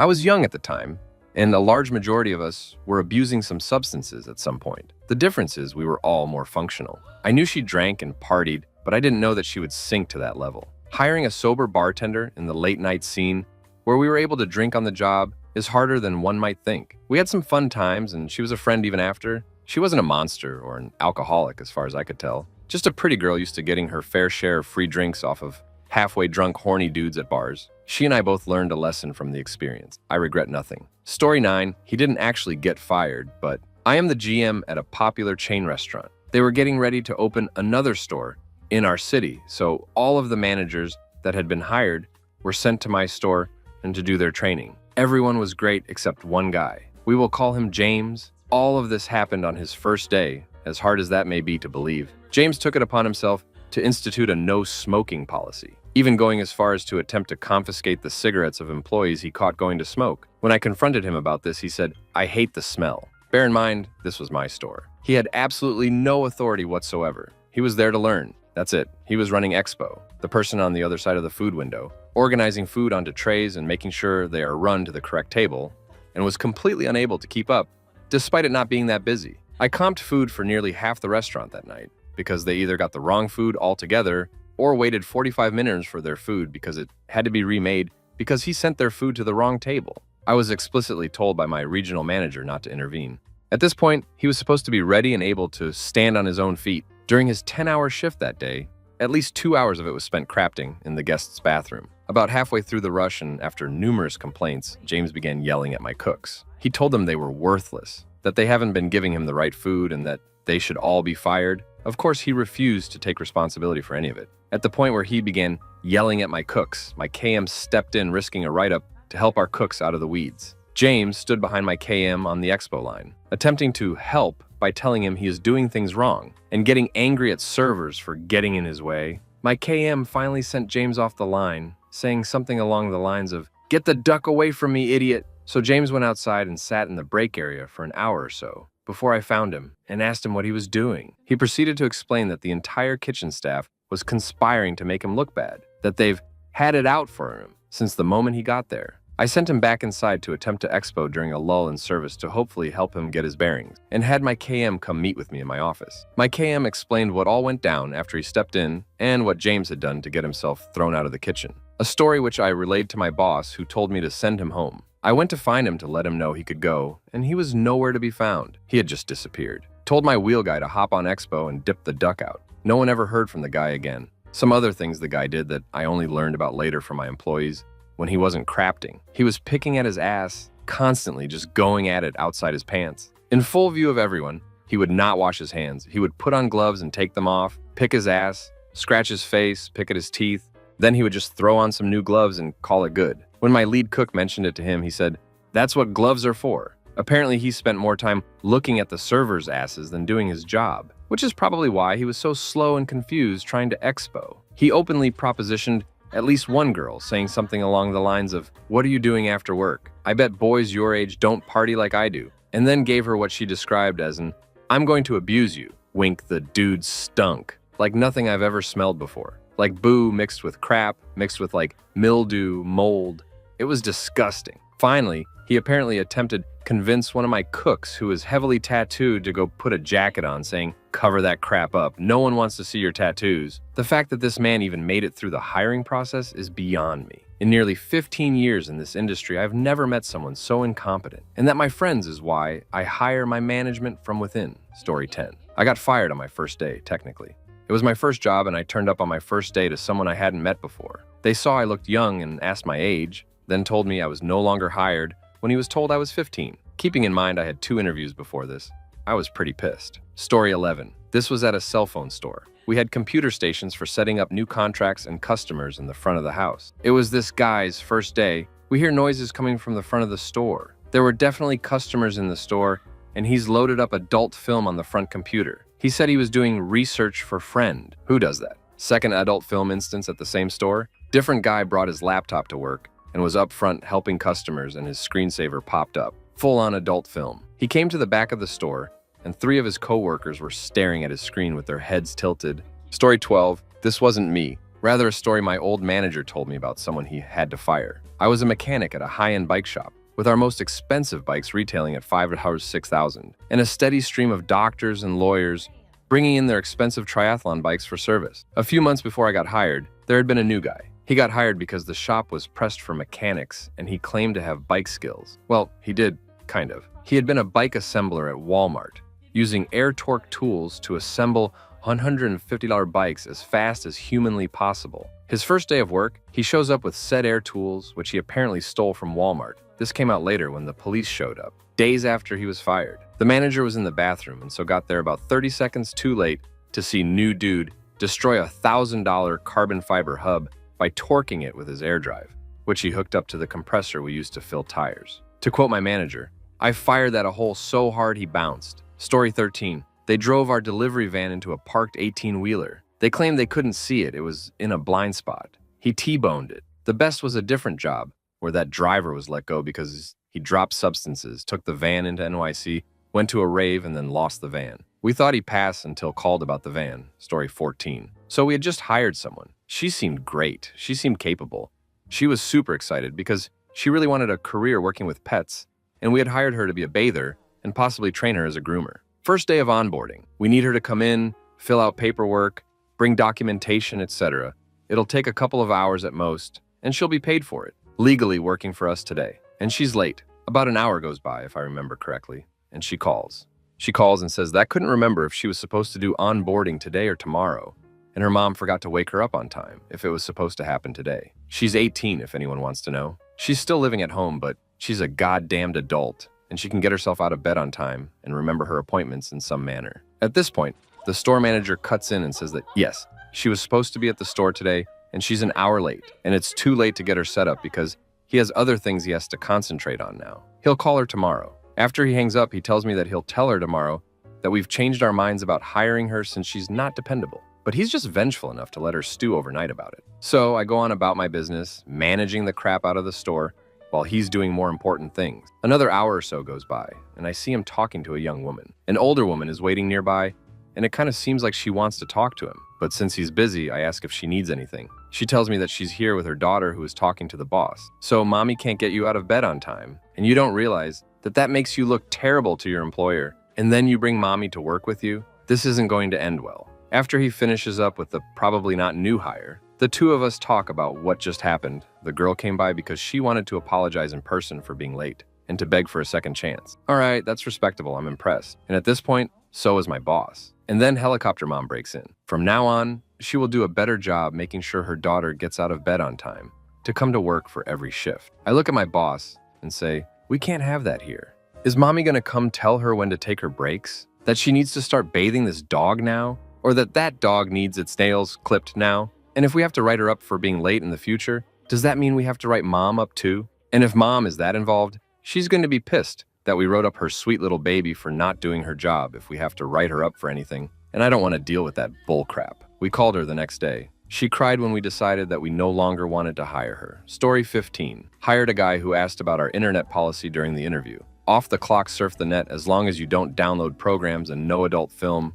Pretty simple. On the first day I came in and he's got uTorrent running and downloading some hot vids to watch at lunchtime. Story 16. Worked as a hiring associate at a small trucking company for a bit. Friend of mine was in a scenario where he needed a job, so I hooked him up on my name. He wasn't interviewed. He was hired just because I gave the reco. Dude shows up, shakes hands with the manager, walks into his office, and the manager walks out and tell me to fire him. Why, you ask? Well, my friend came into the office, shook the man's hand, and was supposed to watch those work training vids. Manager gave him his own office to do this in. Manager went to start the video, turned around, and this clown-ass knucklehead had his feet up on the man's desk and was playing on his phone. I crap you not, he was in and out in like 6 minutes max. Story 17. I used to be a manager on the loading dock at a very busy FedEx ground hub, and I had to let numerous people go on their very first day. Loading boxes into trailers isn't exactly mind-bending work. You need to be able to read numbers and hustle to get the work done.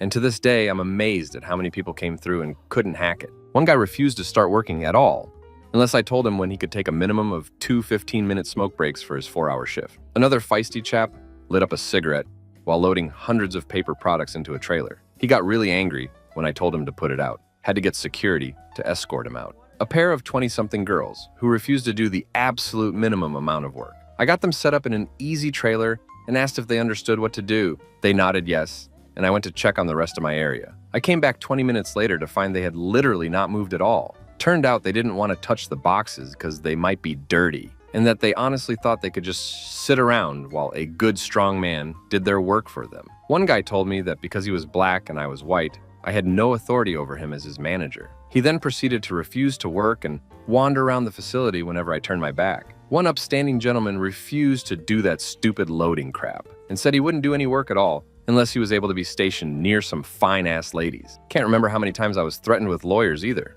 I'm glad those days are over. The sheer levels of laziness and stupidity demonstrated by some people were amazing. Story 18, trucking company. When you are hired, you do ride-alongs and tests and stuff until you are cleared to drive solo, and then you have to go at least 90 days without an accident or incident, or you get auto-fired. That's the company policy. This guy's first day solo, everything went well up to this point. Showed up ready to go, did his inspections, was all set. Jumped in the cab and drove over the front flower bed sign and took out a retaining wall before careening across the highway and parking in the ditch. He just hoofed it back across the road, got in his car, and left. Twist ending. Idiot boss hired him back again by the end of the week. Story 19. Wasn't me who fired the guy, but I was there when someone got fired on his first day. Before I explain why, let me tell you what tree planting is like for those who don't know. You live in a tent for a couple months. Wake up in the morning in the middle of the forest, pack your lunch, fill up your water, if the pipes didn't freeze overnight, and head to the cut block. We were working in northern Ontario, where they did selective cut logging. This means that they didn't clear cut, but only took down the best and healthiest trees. A year or two after logging, they send the tree planters in to fill the empty spaces. You open up a box, grab a couple hundred little saplings, about 6 inches tall,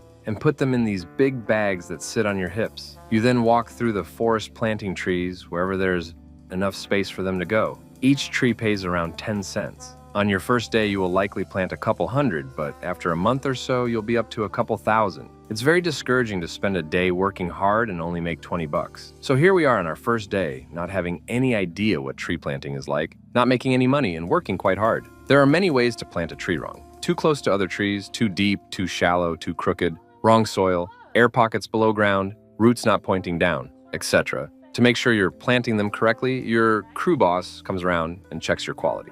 The client, logging companies, pays the company, our boss, differently depending on how well the trees are planted, so quality is important. Back to our star employee. It's his first day and he's making about as much as a kid in a third world country sweatshop and working almost as hard. So he comes up with the bright idea that since he's digging a hole for each tree, he might as well stick an extra one down at the bottom of the hole and get paid twice the money for each tree. Within a couple hours, and pretty much immediately after checking his trees, he was caught and fired. In the 6 years since then, I've seen many different ways of cheating, but none quite as stupid as this. Story 20. While they were not fired, I did have some that were definitely not called back. I wasn't the hiring manager. I sat in on, did the interviews, reviewed the resumes, and made my recommendation. Here were two more memorable ones. One had a 5-page yes, 5 resume that contained 12 jobs in a 3-month period. He quit because he didn't like it.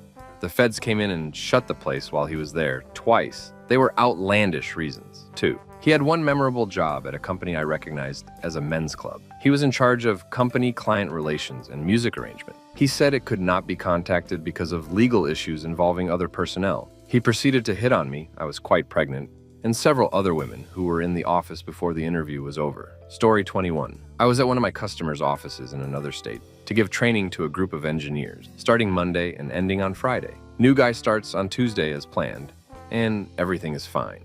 He's maybe 20 years older than the next oldest employee, but who cares? Everyone's friendly here, and they're making getting to know you chit-chat. Wednesday, he starts to pipe up during training since he has more experience than anybody there. Nothing out of the ordinary, but you can start to see him posturing.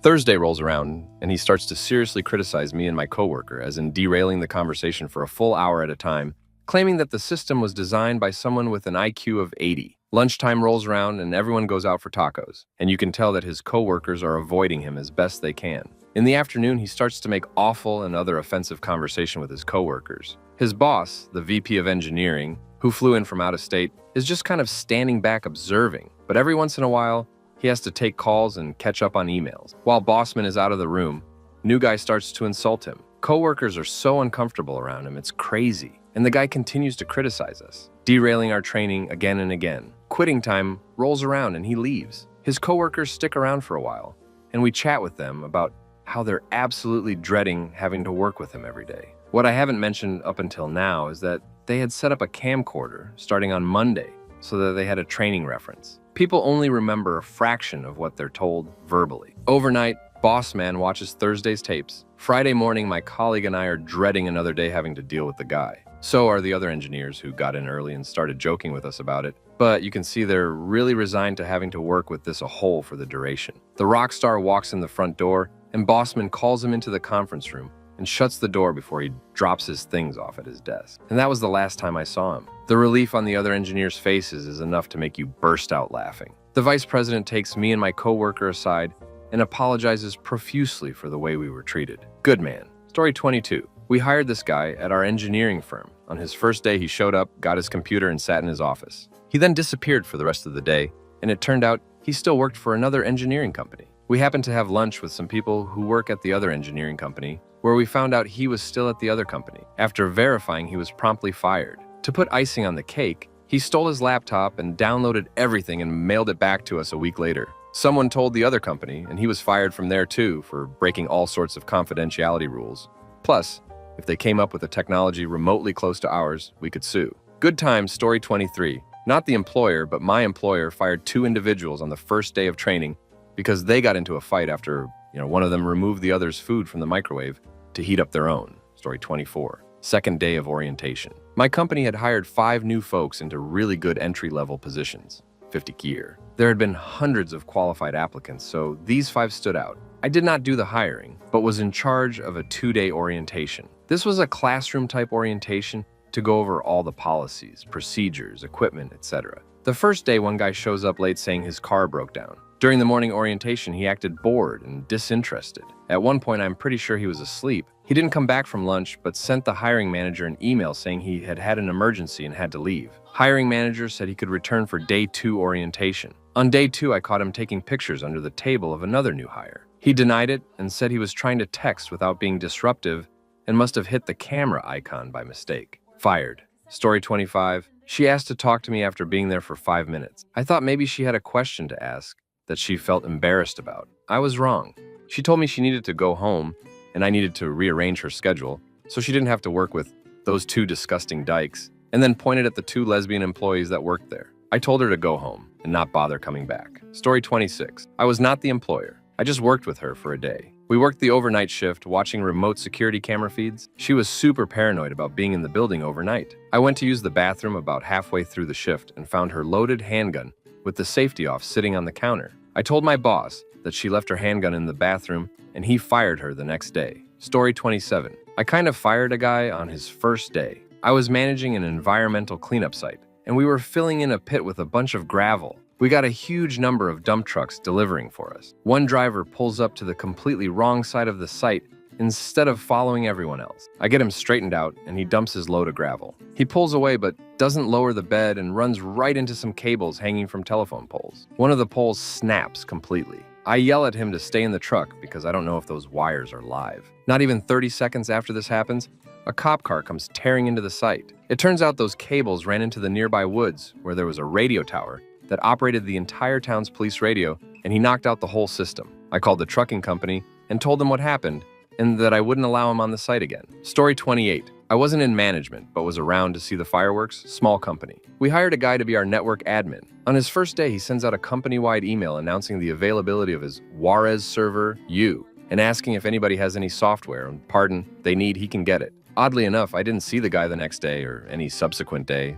Story 29. I'm not a manager and didn't do the firing, but I was a coworker that witnessed this. I'm a server bartender and trained this lady in her 30s that definitely has some substances issues. The training lasted 6 days and it came down to her serving a manager, which is the final test in this training process. Pass and you are on your own, or fail and take it again the next day. Somehow, she miraculously passes on her first try, which shocked me because honestly, she is an idiot. So she was on her own for her first shift tomorrow. So her first day alone, she struggled a bit, but is pretty typical for someone new. She survived and she was cut by the managers, meaning to finish up her tables that she currently has and do her outs, meaning cleaning, sweeping, rolling silverware, etc. before she leaves. She knows this and I know she knows this because I trained her. She decides this is a good time to talk down the street to Walmart to buy herself a Red Bull, which we have in the restaurant, so no need to walk there. She still had tables. No one knew where she was, and her tables were asking for her. I was baffled. She returns eventually to finish her outs, and she gets yelled at for being so stupid.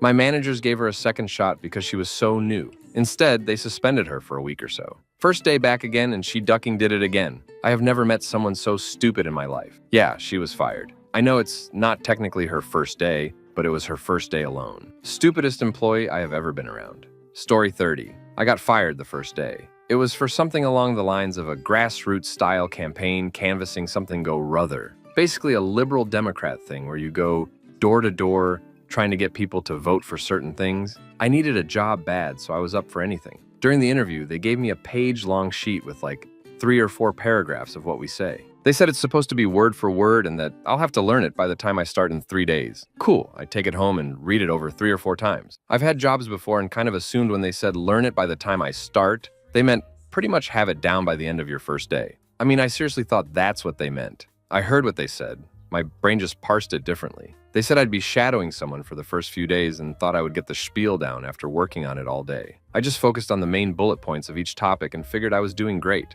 I get to my first day. Before they go out, they say, okay, recite the paper. And I'm like, word for word? And they're like, yes. And they sent me home after a minute of trying to recite the stupid thing. Eventually found work. Honestly, wouldn't have been a good fit at that place. So it worked out in the end. Got curious and looked it up. I'm pretty sure it was Grassroots Campaigns, Inc. They're also ones that asks strangers on street corners to sign stuff and tries to get campaign contributions sometimes. I'm really glad I didn't get it. Story 31. I'm a freelance writer and I work from home. A client fired me on the first day because they found out that I'm deaf. This happened 3 or 4 years ago. I was hired by Mixergy, some popular marketing website, to do some writing for them. I submitted my first assignment and I got some pretty good feedback on it. The content manager, or whoever he was, sent me a training video to get me to write in the brand's voice about group feedback/editing on Google Docs or something. It's been a few years, so I don't really remember. I do remember that the video had nothing to do with the quality of writing itself, but instead it was about collaborating with the editors and the content manager. The video was heavily narrated, and I asked him for a transcript because I couldn't understand what the narrator was saying. He then proceeded to insult my writing. You're trying too hard, you're not as good as you think. You write like you want people to think you went to Harvard. He then told me that I was untrainable, and he had to give up on me, and then fired me. I looked into suing them, but there wasn't enough evidence of discrimination. He chose his words carefully to hide the blatant discrimination. So the next best thing I could do is to expose them on the internet like I am right now. I know it's petty, but I don't care. Story 32. We hired a new welder. He seemed qualified. He had his license. First day on the job, he gets paired with me. I'm not a welder. I was just helping my Phil out with his new company. I was basically a dog's body for the actual welders and did some prefab stuff. Ever want to get really fit and a nice tan?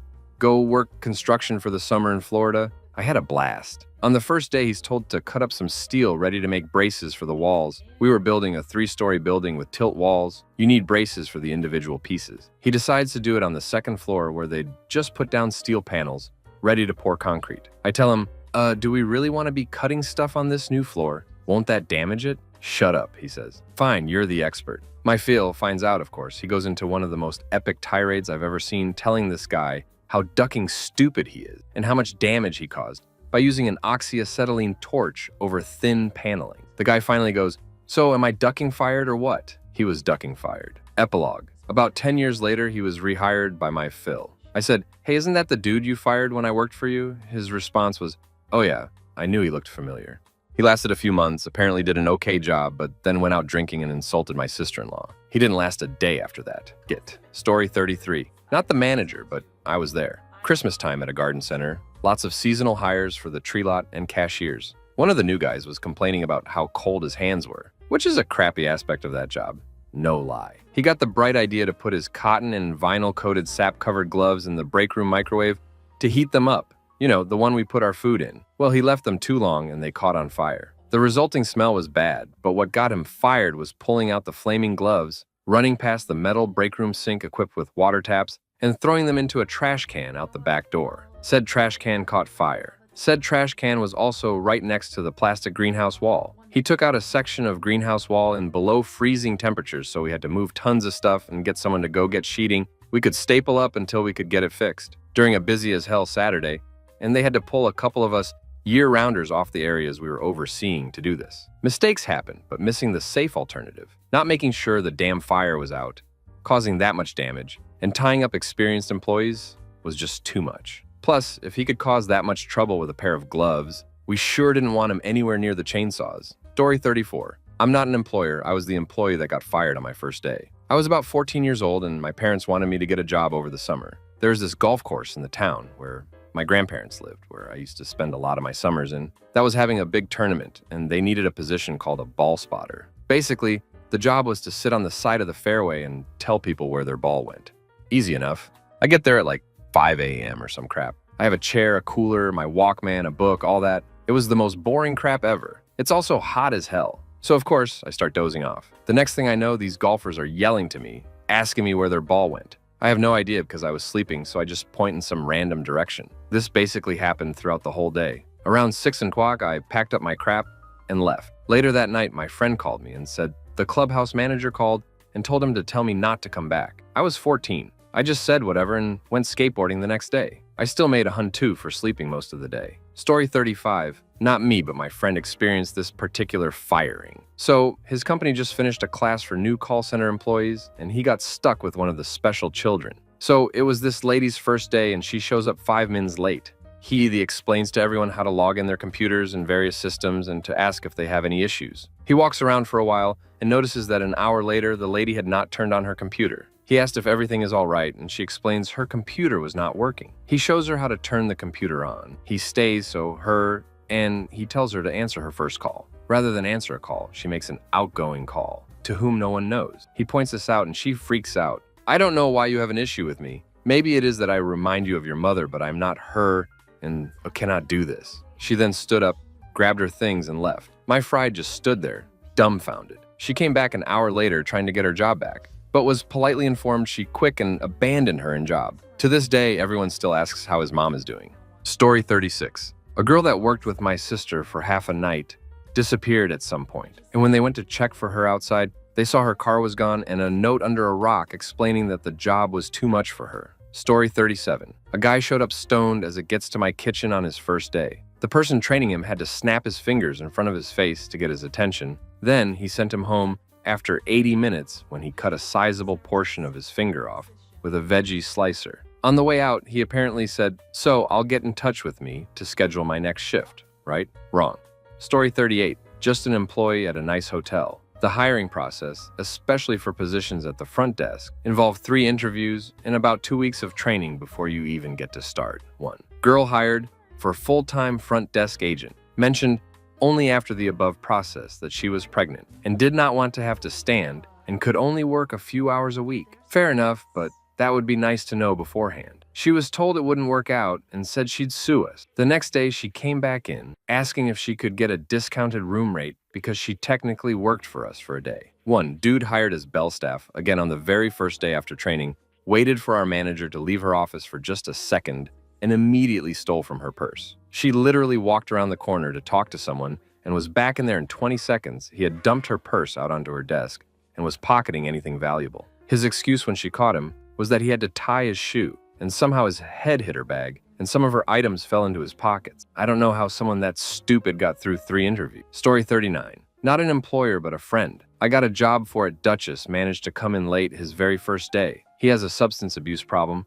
was trying to help him out, claimed he was clean, was a lie. Got into a head-on collision a week later after shooting up and is probably going to jail. And on the second day of work, he didn't wake up until 3 p.m. and called Duchess to tell them he wasn't coming in an hour before his shift was supposed to end. That was the first job he got fired from that I got him. The second was a stop-and-shop job. He got fired for not showing up and being late. Surprise, right? Also, his manager suggested he wear long sleeves next time because of his track marks. Needless to say, I'm not helping him anymore. Had the balls to yell at me for not helping him the other day too. Story 40. Not an employer, but similar situation. Got brought in to do tech support over the phones through a staffing company. Before I started, I was emailed a kind of welcome package detailing the ins and outs of the company's benefits, etc. But most importantly, in this story, dress code. It was summer, August to be exact, and in huge lettering on this dress code sheet it said no shorts. I found it kind of funny because we're going to be working in an office. Of course, no one is stupid enough to ducking wear shorts. Monday comes, I get to the building a little early, talk to the front desk, and get walked over to one of the meeting rooms where we'll be for the next 2 weeks. As I'm sitting there, another guy walks in wearing shorts, sits down, pulls out a notebook and some pens, and waits. Maybe 3 minutes go by. Someone in a suit walks in, leans in close to the guy, says something to him, and stands by the door. He gets this kind of shocked, disappointed look on his face, packs his crap, and walks out with the other guy. Never saw him again. Would find out a year later, retelling the story to the coworker, he got fired pretty much immediately. I was told clients were visiting that day, and he walked past them, embarrassing the duck out of some VP. Story 41. I so want to say, yeah, I work in the circus with human cannons. They screamed. On a more serious note, yes.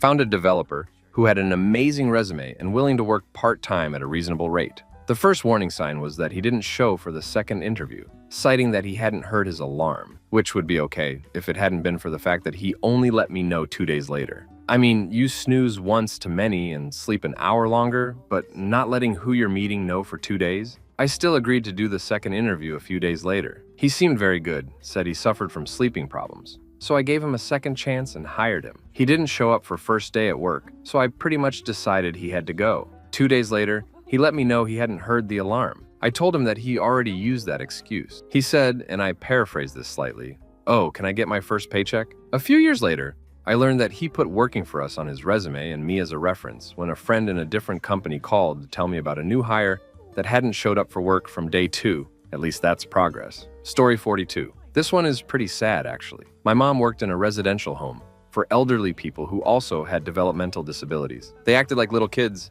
and they were awesome. There was this one guy who adored Christmas, and his room was decorated for Christmas all year round. My mom came home one day spitting mad and explained the story. This woman had been hired and had done the training, which is when she would have been supervised one-on-one. This was her first day working without supervision. She decided to take it upon herself to take down the Christmas tree in the client's room, which of course set the client into meltdown mode. When asked WTF she was doing, she said it was a therapy technique. She was not qualified in any way to provide therapy, and what was the point of making a 75-year-old disabled man upset like that? This alone probably wouldn't have gotten her fired, even though she would have been permanently in my mom's bad books. But after this, my mom decided to keep an eye on her for the rest of shift. Karen tried to steal a $20 bill from another client's drawer. Mom caught her red-handed, and she was blacklisted from working with disabled people. Story 43. Not an employer, but 4 years back, I was assistant manager at a supermarket outlet near student housing. While I was on holiday, they hired a new guy to help with nights because we were short. He turned up for his first day on the job. Things seemed to be going okay. He sent me a friend request on FB, and I noticed his job was different than expected, but school dates, etc.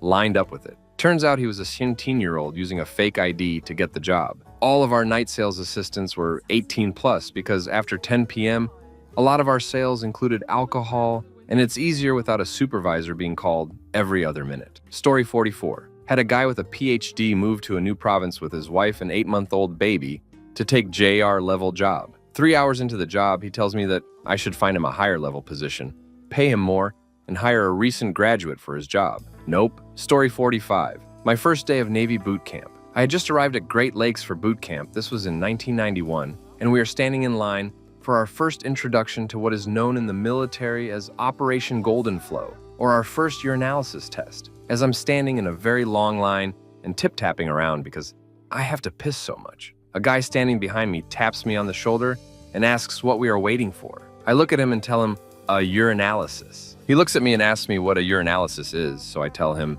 to see who has taken any substances recently. He nods, shrugs, and says, well, I guess I shouldn't have smoked that last night. He was serious. Now, he officially wasn't fired that first day, but about 2 weeks later when his results came back, he was. So yes, you can say that he was fired that first day, but had to suffer for a few weeks until officially let go. Story 46. I was working at a corner store gas station one day when my boss introduced me to a new hire. I had been working there for over a year at that point, so I showed him around, how to use the stuff, how to deal with customers, etc. He gave me a good first impression and overall emanated positive vibes. I saw him leave about 30 minutes before the end of his shift, so I went to ask the boss about what was going on since I was supposed to show him how to close up his cash register after this shift. The boss said that he pocketed $200 over the course of his 7 or so hour shift. I don't get how someone can be stupid enough to think they'll get away with that. Story 47. My wife had to fire someone because the person showed her junk to the HR rep. So my wife was a director of a marketing company, and the recruitment department had an issue with a new employee. The new employee was female, but the ID she submitted was that of a male.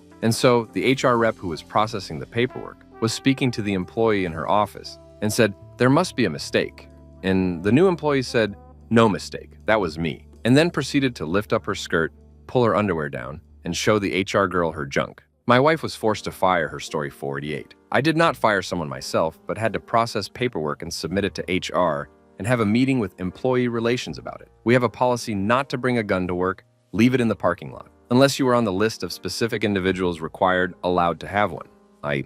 off-duty police officers, work with security, etc. Well, he brought gun into the building and it was found with his things. You are not supposed to leave items unattended. Security will look to see who it belongs to and get you. The gun was found, turned in, and I was notified that he was escorted off the premises and they did not want him to return. He was not on the list of specified individuals that could have a gun in the workplace. He had a CHL and it was legal, but it was still against company policy. It was his first damn day on the job and he screwed up royally already. So documented, cleared everything with HR and ER, and they processed his exit. Story 49. He put on a pair of latex gloves that he changed frequently despite not touching anything except the clipboard. He had to take notes. The job was a kennel attendant in a shelter, which means you're mostly cleaning up dog crap. I never found out what he was taking notes about, and he refused to show me. He got fired while still wearing latex gloves. Story 50. We had just hired a guy named Steven, and it was literally his first day. He was doing a quick clean on a fryer and got a text, so he went to the office where our boss was and told him he was leaving. The text that he got, it was another employer telling him he got the job. So he just left. We had to scramble to cover his shift because it was around Christmas time and we were super busy.